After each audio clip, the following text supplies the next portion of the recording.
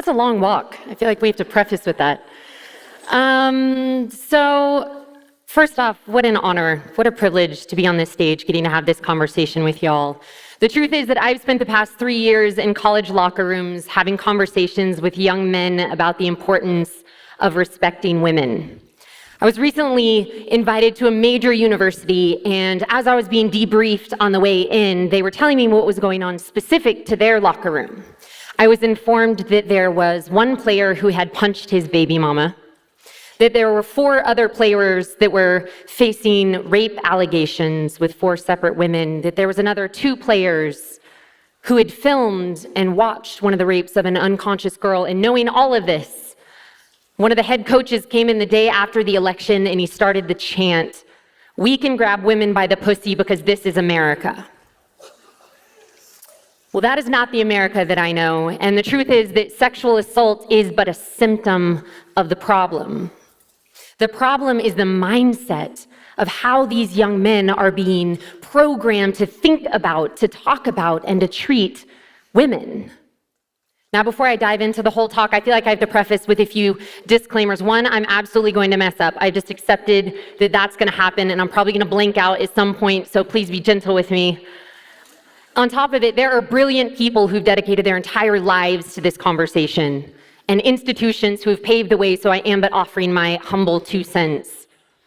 Number 2, protect her is but a starting place for us. We recognize that men are also sexually assaulted, 1 in 16. We know that the LGBT community is also assaulted, and while those communities absolutely deserve our attention, for the sake of this conversation, I am going to be speaking about her. Because violence against women is a house on fire, and I will be speaking in heterosexual stereotypes. Number 3, protect her is not implying that women are weak and that we can't protect ourselves, so we need men to come and help protect us. Protect her is an invitation for all of humanity to better prioritize the women and girls. Now, what's interesting is that some schools call me because, at the end of the day, they care about what's going on in their locker rooms. But before I ever started in locker rooms, I worked in girl empowerment for a decade. When I was 19 years old, I founded a nonprofit called I Am That Girl. We're basically a badass version of Girl Scouts for college girls. We have about 1 million girls involved now, and we just opened up a chapter in our 20th country. So the truth is, thank you, man. I dig that. So the truth is that I have a name and a face and a story for every time someone talks about girls in statistic form. And it wasn't until 3 years ago that Yogi Roth and Trent Dilfer called me, and they asked me to come and give a talk to the top 18 high school quarterbacks for a TV show called Elite 11. What I didn't realize was that when it aired on ESPN, a week later, Everything with Ray Rice would come out. And suddenly I was that girl in the locker room having tough love conversations with men about the importance of respecting women. Now, it probably helped that I worked at Fox Sports and ESPN, and that I grew up in Texas where football is a religion, that I grew up with 4 older brothers. My father is the very best man that I know. My husband was a professional athlete for 9 years. And what's interesting is all of a sudden being hired by Division I countries all over the country, that I was invited behind the velvet curtain to better understand what was going on with them. Like I said, there were some schools who were hiring me because they had an incident going on in their locker rooms, and there were other schools who were just legitimately concerned. And I had one head coach call me, and he said he was worried because he had a daughter, and the way in which these young men were talking about women, that was so disrespectful. So sure enough, I fly out, and I'm sitting there, and halfway through my talk, we're sitting in a circle in the locker room, you can imagine, the only girl, and halfway through my talk, one of the guys raises his hand, and he says, I get it, it's important to respect chicks, but it's cool to fuck chicks. And you can imagine, coach is like, you gotta be kidding me. He's like sitting there shaking his head, looking down at the ground. And so I look up at this kid, and I said, okay, says who? Now there's this long pause, and immediately he's, looking at his boys left and right who are equally mortified, staring down at the ground like, you gotta be kidding me. We're for sure running sprints now. And so after a minute of awkward silence goes by, I look up and I said, here's the thing, I'm not necessarily disagreeing. I'm just saying you made a really opinionated statement. You said it's cool to fuck girls. I'm just saying, says who? And finally he looks up at me and he says, I don't know. And I said, yeah, that's the problem, you see, is that you're on autopilot and you've been programmed to think that way. That you were handed a script that someone gave you with a definition of cool that's not even yours, and you have the audacity to pawn it off as though you're being original. Mother, father, preacher, teacher, I'm not here to tell you how to live your life. I am simply inviting you to be brave enough to author your own life, to come up with your own definitions, and to think for yourself. He came up to me after the talk and gave me a really awkward hug. And he said, thank you. And I looked at him and I said, for what? And he said, no one has ever asked me to think for myself. I want to thank you for the invitation. Now, I have 1,000 stories of adventures being the only girl in the locker room. And I have stories that would make you laugh, and they would make you cry, and they would make you cringe, and they would break your heart. But more than anything else, they would leave you hopeful. You see, I was put on the planet to empower women. I was made known of that at a really young age, but it wasn't until I stood in a room full of alpha dudes that I realized that I'd been missing the point, only preaching to half the sky. That violence against women is not a women's issue, although we are incredibly capable creatures. Violence against women is a human issue, and it requires all of us participating. And the truth is, the majority of these young men feel that they have never been invited to sit at our table.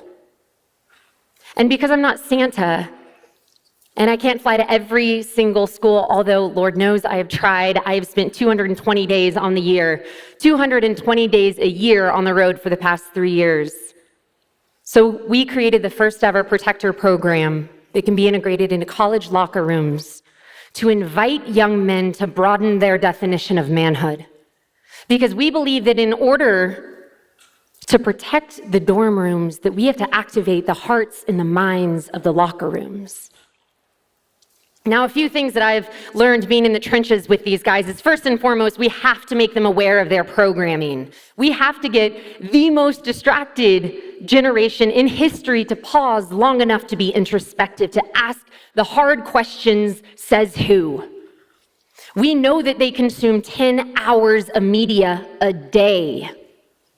Media that glorifies violence against women, that's inherently disrespectful, that's hypersexualizing and objectifying. We know that they consume 3,000 brand images every day, spoon-feeding them a definition of manhood that's been hijacked by a cheap clone-wearing Ken doll, lacking a moral constitution, self-respect, and authentic confidence.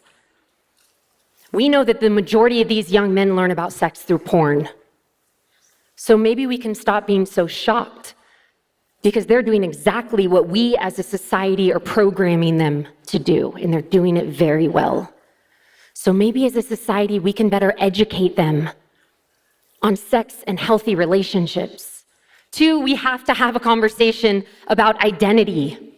We have to broaden their definition of manhood, because the consensus in the locker room right now is very easy and pretty achievable. It's be as rich as you can, be as famous as you can, and bang as many girls as you can. Now, it was interesting because my husband had a brilliant idea. He said, what we have to do, and my husband is here, he's a 6'9" poster boy of feminism.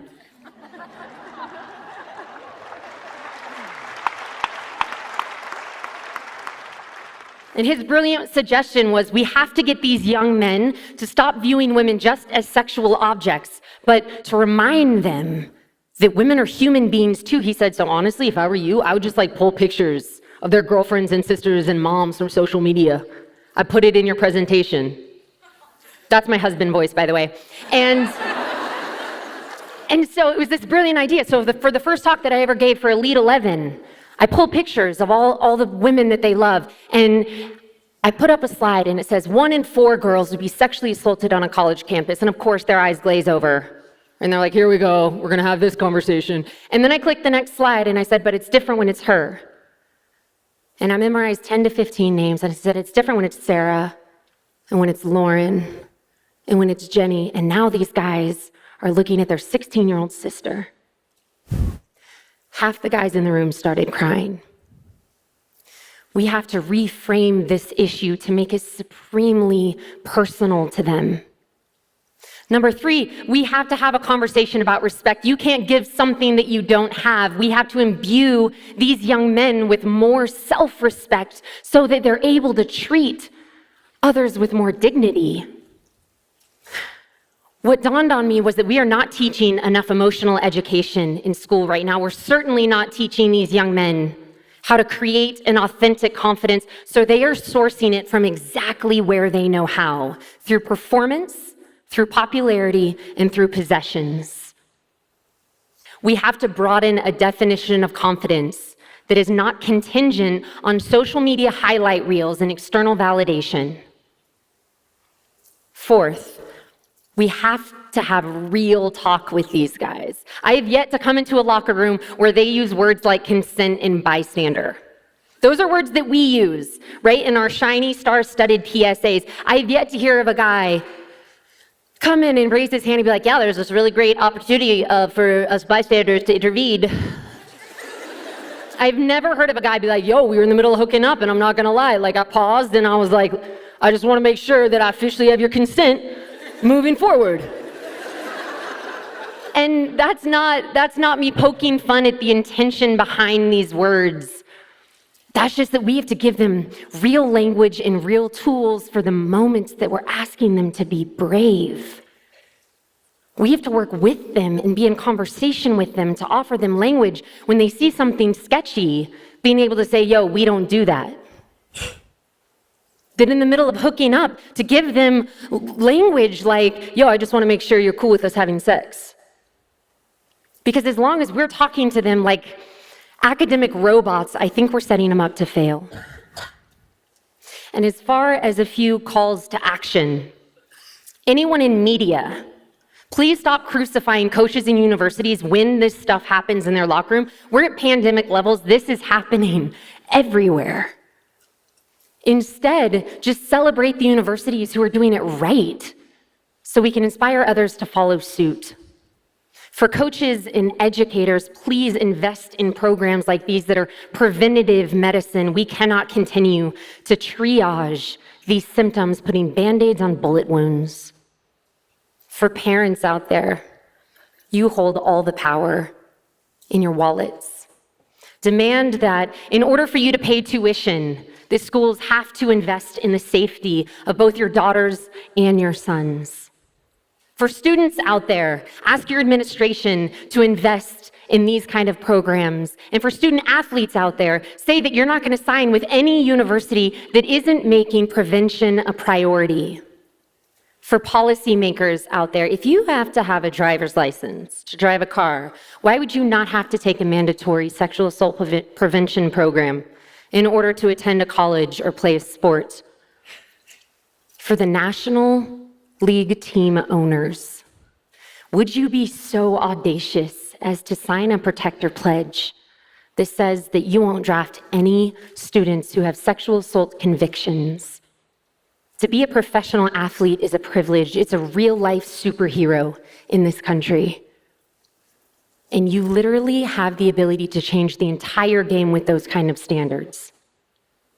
Lastly, protector is a battle cry. It's a belief system. It is a cultural identity that is rooted in the inherent respect for women. Right now, as we sit in this auditorium, we have women and badass men all over the country marching, standing at their capital, saying that this is the shift.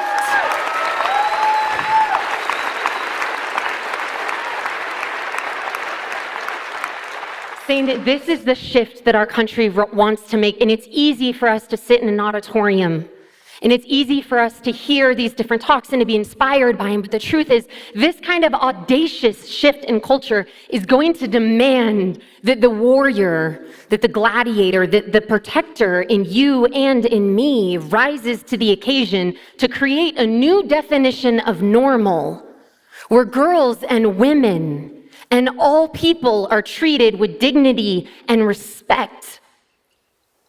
Because the truth is that men are not simply the problem when it comes to violence against women. They're also the cure. And we've never needed them so much. So for the real men out there, consider this your invitation. Thank you so much.